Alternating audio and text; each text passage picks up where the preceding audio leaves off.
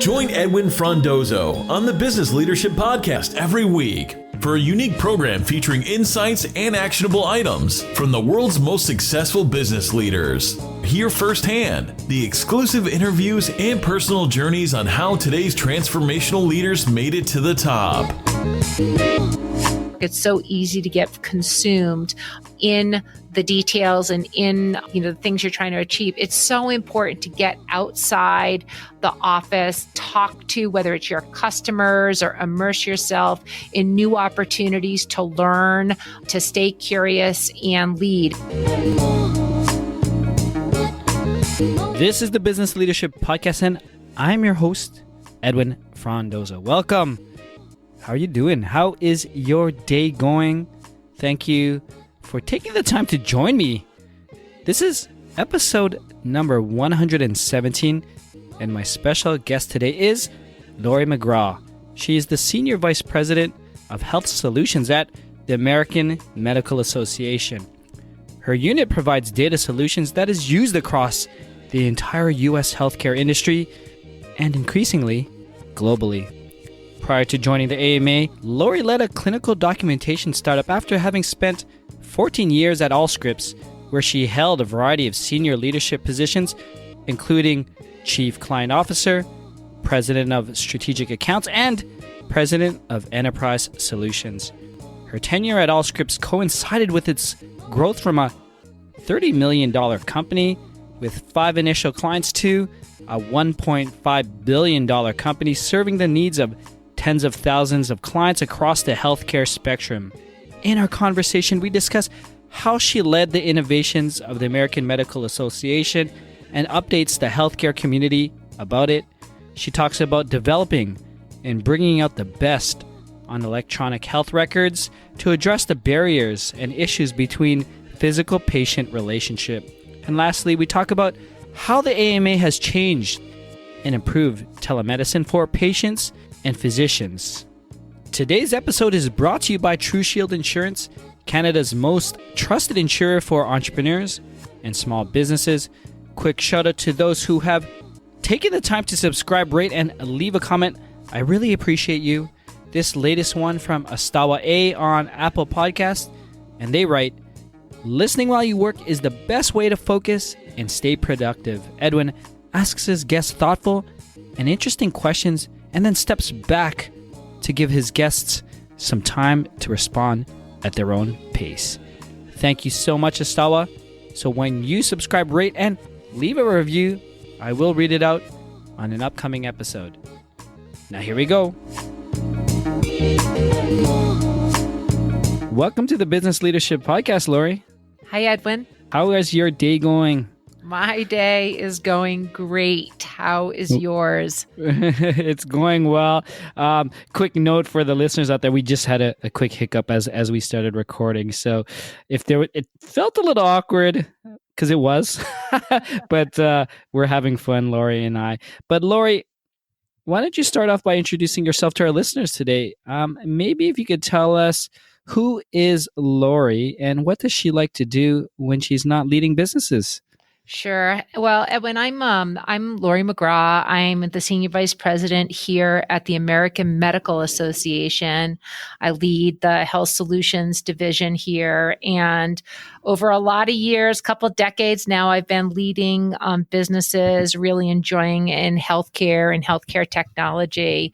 But let me tell you some things about me when I'm not working. And I do like to work a lot, actually. But outside of work, I really focus on a couple simple things. So things like my family. I've got 2 young adult children. My husband and I have been together for going on 30 years now, and we just tend to spend a lot of time with them. They don't really need us much anymore, but we're super proud of them, like all parents are. And I'll tell you, as my kids have been sort of forging their new young professional careers, they're a couple years out of college.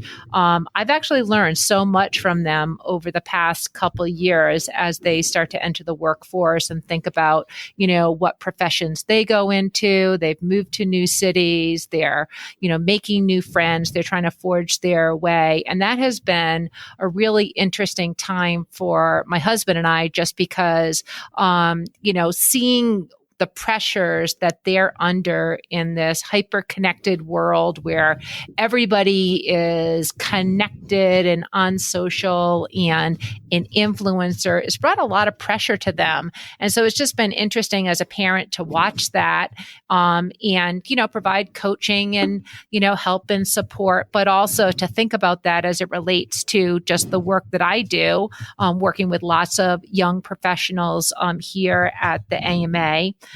Other things we like to do, my husband and I, we live here in downtown Chicago. I've been very fun for us. We've been here for the past couple of years, but where we call home is Boulder, Colorado. We've been building a home there for the past couple of years. We also spend a lot of time in Montana. Being outdoors is probably our favorite thing to do, whether it's hiking or skiing or doing other things that are more in the mountains, is just where we like to spend the majority of our time when we're not here downtown and when I'm not doing a lot of work. Well, I mean, it sounds like, first off, you are living the best of both worlds. You get to live in a great city of Chicago and also get to escape into the mountainous world, right? So that's amazing. And I imagine you're finding some more time and balance through that. Like, how much time are you spending out in Colorado or outside of the city? Yeah, not enough. That's not enough.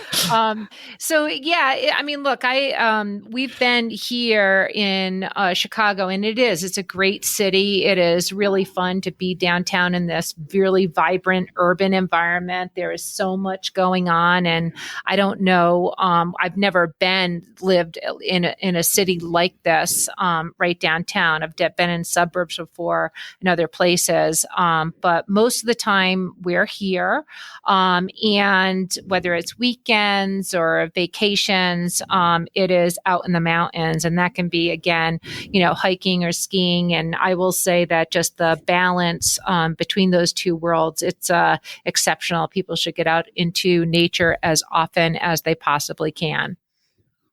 No, that's amazing. Thank you for sharing, Laurie.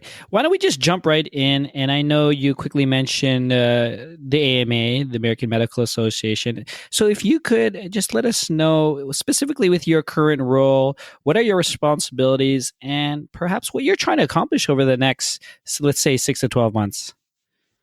Sure. Well, maybe, first I can just say that, so what I do here at the AMA is I lead a division. It's called the Health Solutions Division. We provide a number of data and content products out to the entire healthcare industry here in the United States, increasingly globally. But my background is I've been in healthcare technology for well over 25 years. I've always worked really on the commercial side, and I've been at the AMA for just the past 3 years. So this is my first time working at such a significant brand, a nonprofit with such a well-known, iconic name, the American Medical Association. And I say that because people don't. Everyone knows the AMA, but I don't think that everyone really knows what the AMA does for the industry. I mean, it's been around for well over 170 years. It's been singularly focused on improving the art and science of medicine and the betterment of public health. And so communicating what the AMA does, as somebody who's been working in healthcare for 25 years, I've always known about the organization, but I've never known what it does. And really what the AMA focuses on is being the physician's powerful ally in patient care. My work here is really helping support the AMA drive the future of medicine.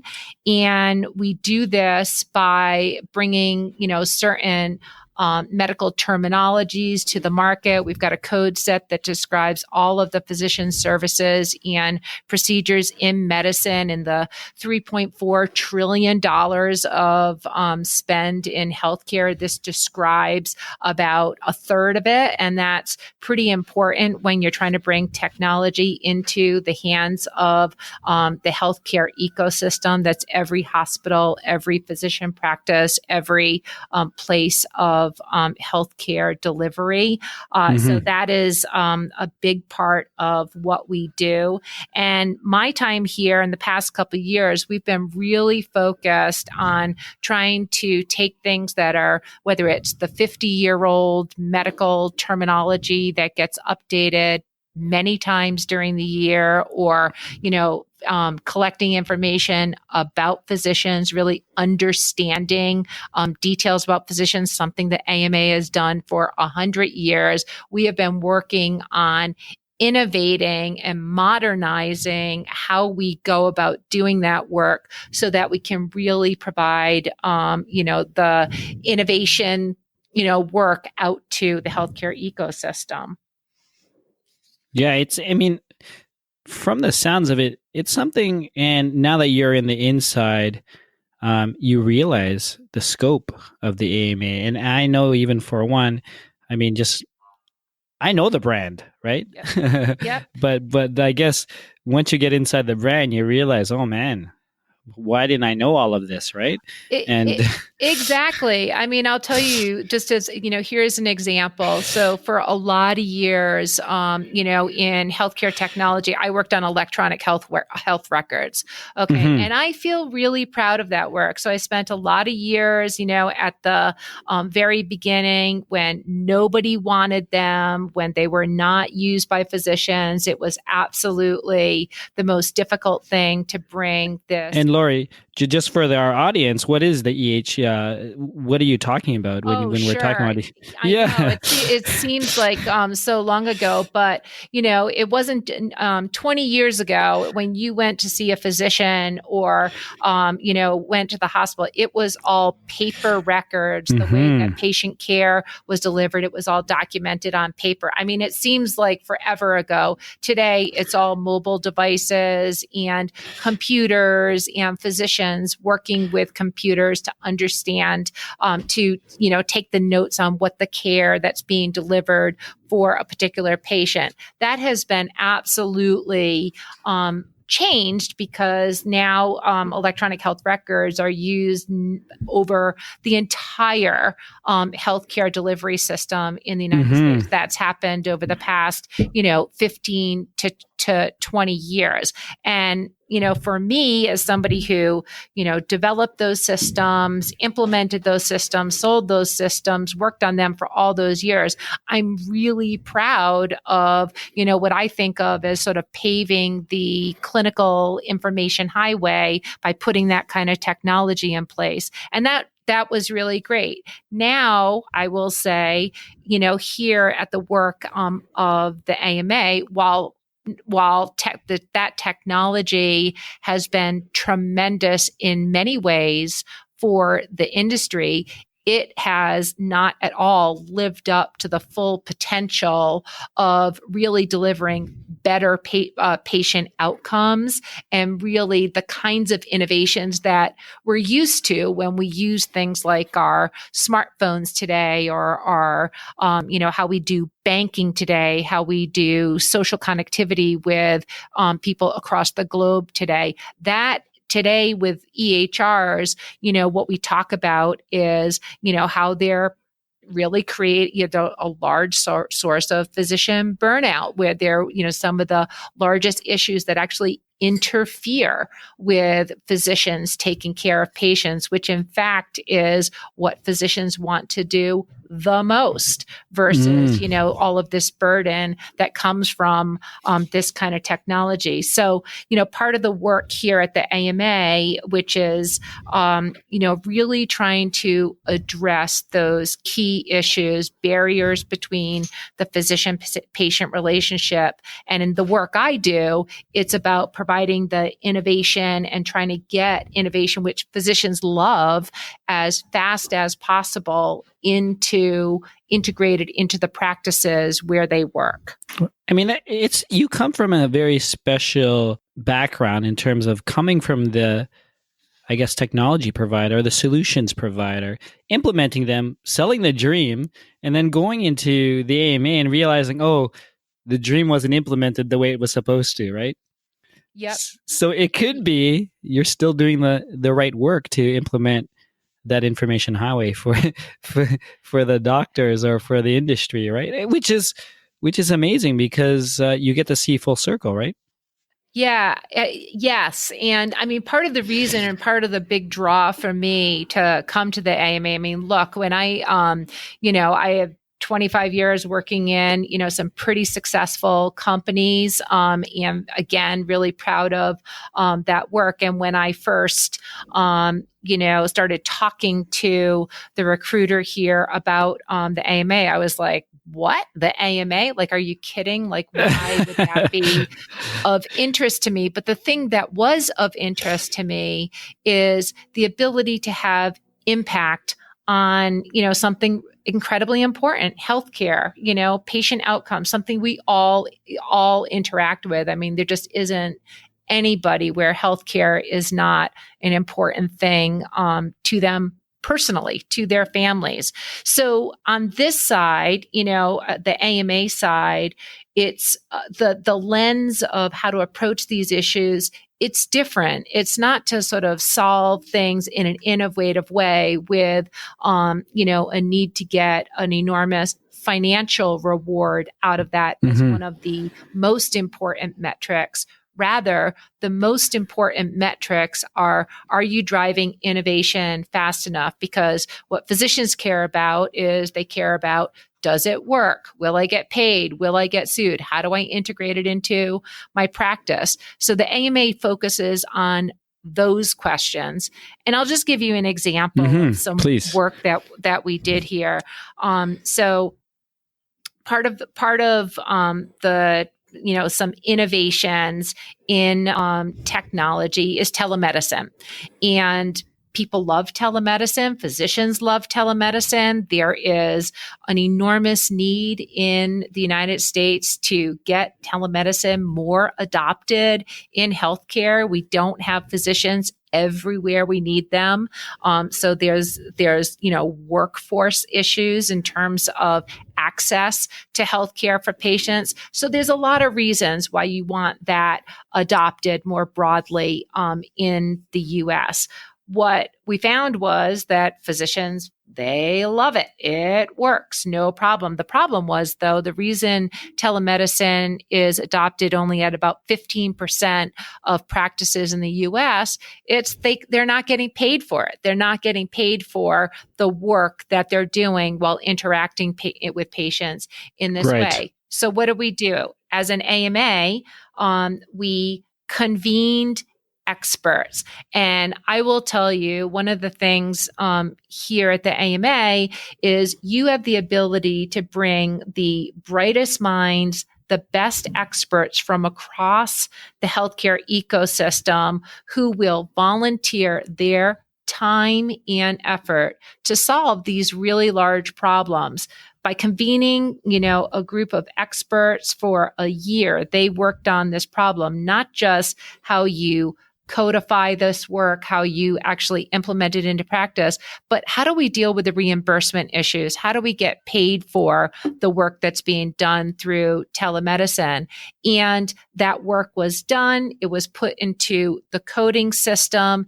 It was valued. And now this year, we have new medical terminology codes for telemedicine that physicians are being paid for. And that means the adoption will simply increase. So I'm really proud of that work. And that really speaks to, I think, the power of the impactful work of this organization. Oh, that's amazing. Thank you for sharing. Laurie, I just want to take a quick look, because as I looked at your career, and you did mention you've been within the medical technology, medical solutions for a number of years now. And you've held multiple executive roles and in different organizations. I'd love it if you can share with our listeners today some of the challenges and maybe some of the best practices that you've experienced as you moved roles and organizations. Yeah, sure. Well, yeah, lots of different roles over lots of years, and so maybe I can just give a bit of a journey story. So I like I've mentioned, I've been doing leadership and healthcare technology work for 25 plus, going on 30 years, and where I tend to focus or gravitate towards is just areas of a lot of activity and where there is growth. Big complex problems that have businesses that are growing. So, the way I go about that work and sort of a natural tendency for me is in working with teams, is really setting very aggressive goals and then working to get people on board, teams on board, and moving very clearly towards those goals. So it's a very simplistic formula that sort of just tends to work. When I worked at Allscripts, which is a company that I started at when it was just a $30 million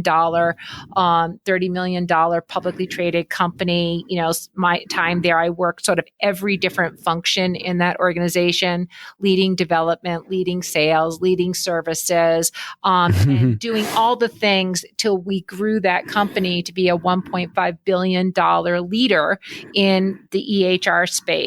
And I think the experience of doing that is, you've got to do the work. I mean, I gravitate to actually doing the work and leaning into sort of where the largest challenges are. That has been particularly helpful to me in terms of the ability to grow my career. And the best practices around that are a lot about, just like I said, setting the goals, making sure that people are on board with them, and then just staying focused to reach them. Hey, how are you enjoying this conversation with Laurie? And before jumping back into it, I'd like to take this time to say thank you to my episode sponsor, True Shield Insurance, Canada's most trusted insurer for entrepreneurs and small businesses. True Shield not only will help educate you on the risks on your business, but also provide unique solutions, including the ability to purchase your insurance online. Simply go to trueshield.ca, answer a few questions, and get a quote which you can purchase. Let True Shield help protect what you've worked so hard to build. Now let's get back to it. One issue that I've talked to many people in the past about, and who have grown within these executive and these leadership roles, specifically in large organizations, is sometimes when it comes to being a women leader. Can you share some of the maybe challenges or some of the setbacks or some of the things that you had to overcome as you've grown and came to this role? Sure. So, I mean, first of all, I will say that, being a woman leader, like it's a real thing. There are real obstacles. It surprises me when I face them. Sometimes it still catches me off guard for gender to be an issue when addressing an audience, when being counted, looked at in a conversation. So those issues are real. And they exist even at, I would say I'm in the middle or second half end of my career. But how do you address them is something I think about a lot. And so I guess I would say a couple things. So early in my career, when I was first starting out, I received some of the best advice I've ever received and really used over many years. And I give it to many people that I mentor on a regular basis. And that is to pretty much speak up. And speaking up means if something's bothering you, if you feel that you are, pretty typical thing for a woman is doing the work and working really hard and thinking that the results speak for themselves when you are not necessarily speaking for your own results. And it is really important as a woman to speak about the work that you're doing and the results that you are delivering. You have to be good at saying that I got us to this result for the company, for the organization. I led this work. I was part of this team. And sometimes I will say, even for myself, it can be uncomfortable to put that spotlight on yourself, but it actually is important to do. And that's just a natural. The other thing, advice that I received early on. I can remember one of my very first positions. I was an implementation consultant, and I felt I was very deserving of a promotion. And I felt that I had done XYZ. I had put in, the requisite amount of time, and I should be next up in the promotion queue.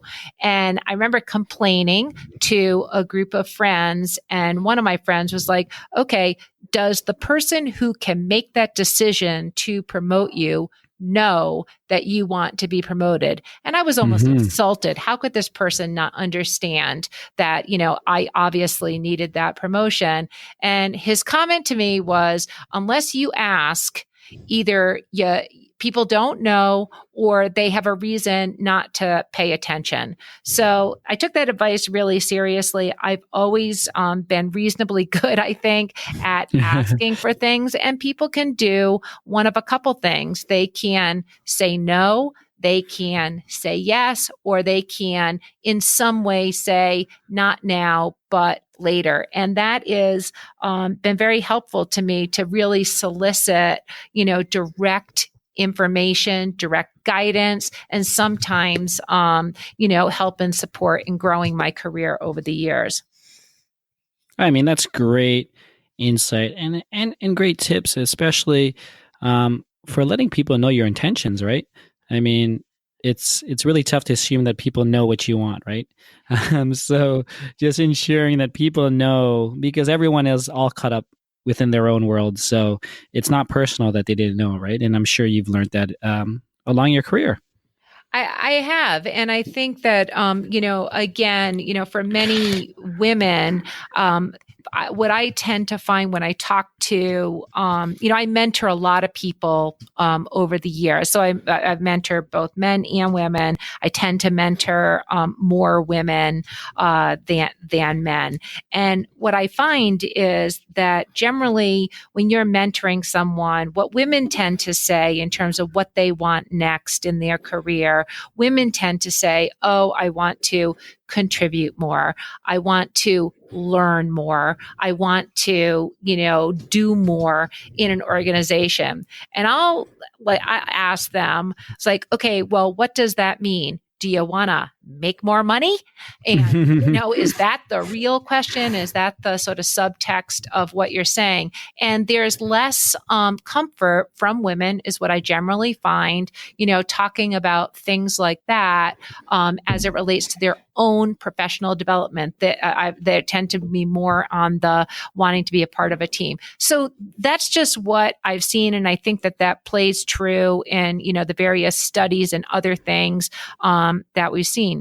We've got great examples though. I mean, one of the things, and I know I'm kind of proud and boastful of, the work of the AMA, but, just recently, the AMA elected its next president, and it will be the third president in a row that will be a woman, 174-year-old organization. And this is an absolute first, stunningly groundbreaking. And I think that'll send a signal. There's currently the first African American female president of the AMA was just inaugurated. So there's hope there's great signs. There's a lot of potential, but there's still a lot of work to do as it relates to gender equity as just one thing in the workforce. Well, and the key for us is always, even for myself, is always ensuring that we're having these discussions. And I know I passionately think about this stuff because I have a young daughter, and I always want to make sure that, she hears and learns from this, from very successful women and women leaders, and understand what's the work that's being done before her, right? Exactly. So, and it matters. So that's great. And congratulations to you. Thank you. One thing I hear a lot from emerging business leaders, and maybe some things even for myself, right, is the fact about balancing many things that are on the go. As a business leader, you have many projects, many teams, many things that's happening. I'd love it if you could share some tips on how you are able to balance the fact that there's so many things on the go, and what are the things that you end up diving deep in. Yeah. So, look, that's a perennial challenge. I mean, there's always too much work to get done. Some of the hardest pieces of leadership is making choices and figuring out what you're going to focus on versus what you're not going to focus on. And it's always easier to try and focus on everything. So, how I tend to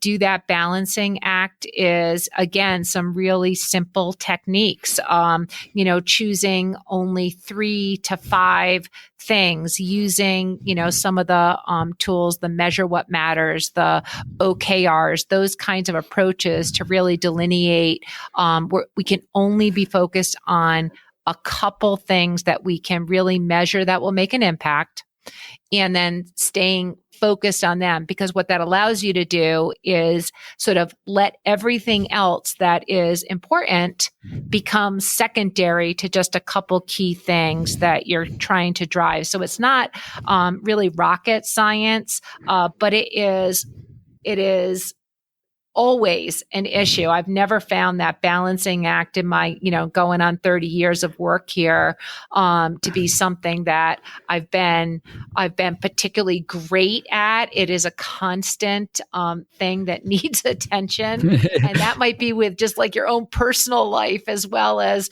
you're trying to balance your work life and what your family might need or what your personal relationships might need, while still wanting to put a lot of attention into your work.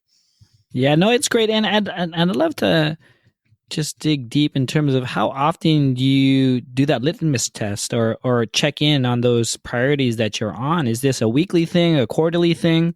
It is both. I mean, I am really strong on trying to put the right process in place, not so heavy that everything's a dashboard, everything, comes in a chart or an Excel spread, but enough that you can really sort of like put everything on one page. So the one-page dashboards that you can review on whether it's a weekly, monthly, or quarterly basis is really important. So, for example, here at the AMA, this Health Solutions division, we're doing tens of thousands of transactions, whether we're communicating with customers, providing credentialing for physicians, or doing licensing transactions, a lot of different activities like that. And we've been modernizing the business, behind the scenes to make it easier for people to interact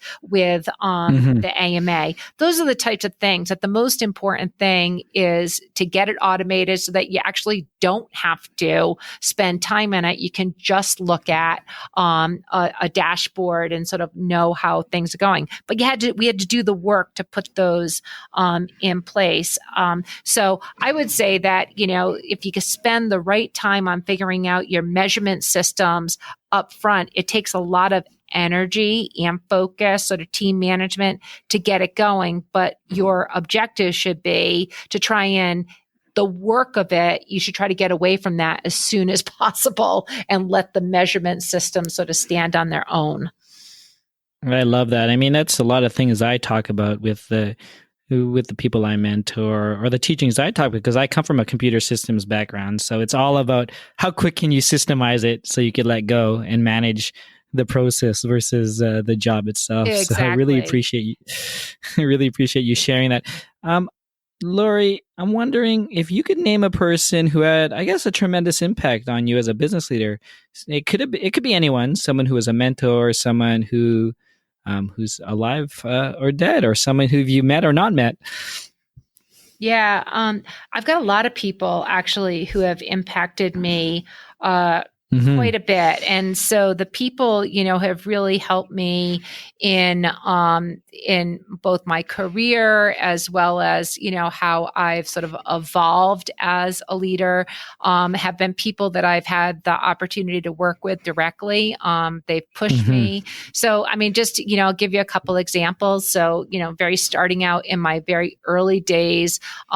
In my career, a guy named Ken Kaufman. I was just busily taking notes in meetings and, trying to get something done. He put me in charge of an entire development team because he thought I was the most organized person. And then he just forced me to be sort of like front and center and leading this group that I was wholly unprepared for, but he just pushed me into it and was really, rigorous in saying, it's time to step up to the challenge and make it happen. That was exceptional for me. One of my closest personal friends, Pam Pure, who took a $1 billion business, brought it to $3 billion.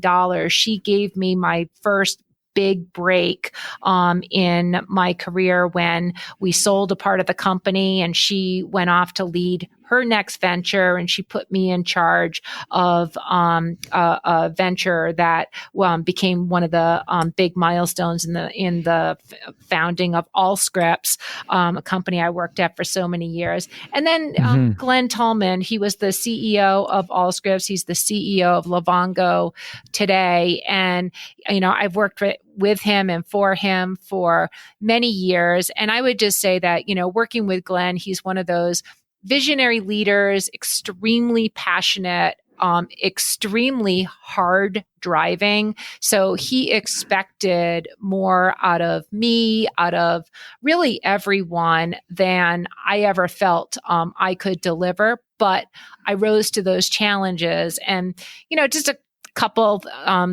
things that sort of have really taught me. I remember early when we were building Allscripts, we had one of the most important presentations that we were doing at a potential customer. We were in this very, very large conference room at this old academic university. Very important meeting, all these important people. I was delivering the presentation with him. I was so nervous. I felt a lot of responsibility. And right before we were about to, do the presentation, he, under the table, kicks off my shoe.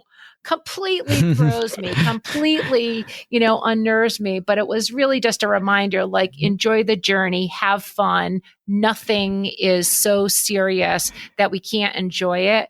And so I tend to get pretty focused. I can be kind of intense about how I focus on things. And he always, while pushing, really kept the reminder that, we're doing something bigger. You need to have fun along the way. And that also really matters. Those lessons have been extremely helpful to me. I try to bring those into the work that I do along the way. And I've really appreciated, having folks like Glenn, Pam, Ken, and others to work with over the years. Oh, that's great. Thank you for sharing. And with that, I guess, fun question for you. If I were to ask any of your team members, past, present, colleagues, peers, what's the best leadership quality that Laurie has? What do you think they would say? I think they would say I'm focused. I think they would say I have, an enormous amount of drive and energy and passion for the work that we're doing. And I would hope that they would say that I'm also really curious about trying to learn the next thing or helping us advance. I mean, I am not somebody who has all the answers. And I, really expect that the best answers are not going to come from me. I'm not the smartest person. The smartest people are either around me or they're outside the building. I think that, it's critically important when you're doing your work. It's so easy to get consumed in the details and in, the things you're trying to achieve. It's so important to get outside the office, talk to whether it's your customers or immerse yourself in new opportunities to learn, to stay curious and lead. And so I think the focus, the energy, and the being curious are the kind of things that I would expect people to say about me. Laurie, so what else is going on? Do you have any special projects, initiatives? It could be professional, personally, or anything fun that you are looking forward to. Yeah, so we have a lot of great fun things that we're doing here at the AMA. I'm pretty excited about this innovation work that we're doing, taking this medical terminology and making it more accessible to developers and innovators. I'll be looking forward to doing a lot of that work later this year internationally. But on the personal side, we're building a house. And wow. So we have been on this effort for 3 years and it's almost done. And I cannot wait for that to happen. That will be later this summer. That'll be a really exciting thing for my husband and I. Oh, that's super exciting. Well, good luck on all of that. And Laurie, before we end, I'd love it if you could share some final thoughts, observations, ideally some type of actionable items that you could share with the growing business leader who is listening today. Yeah. So I think, just one final thing. I would just say, I find that most people that I work with or interact with, people talk about working really hard. And that is just sort of ubiquitous. People work really hard. I admire that. I think it is wonderful. But I think also the pace of business today and the opportunities and the innovation is moving at a level of, it is a faster and faster rate, and it is very hard to keep up with. So my thoughts are really get out of your own comfort zone.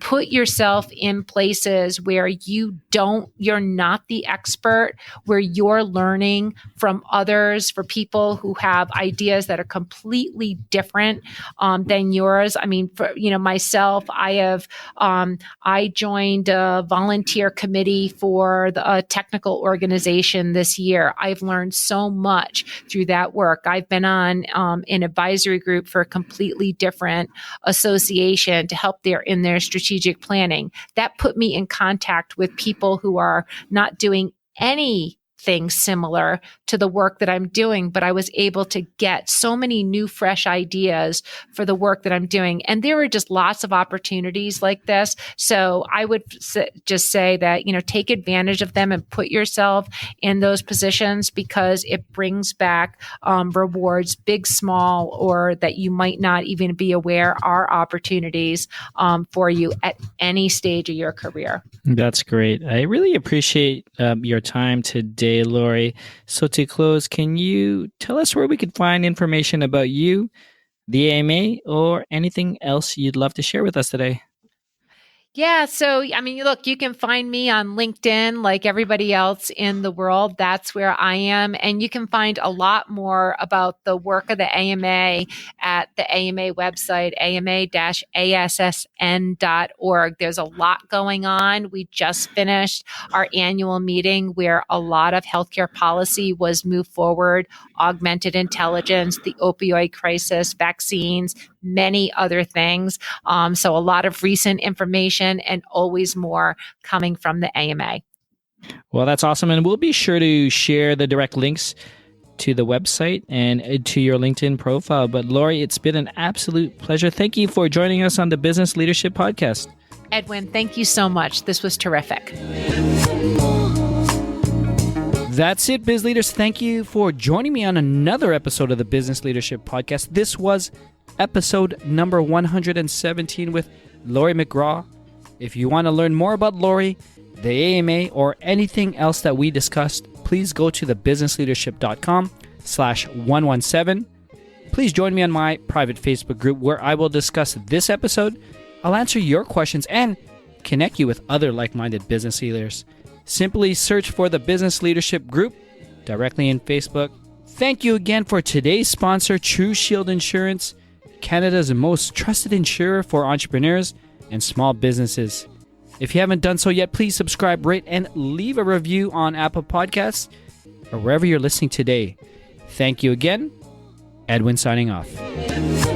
Thank you for listening to the Business Leadership Podcast at thebusinessleadership.com.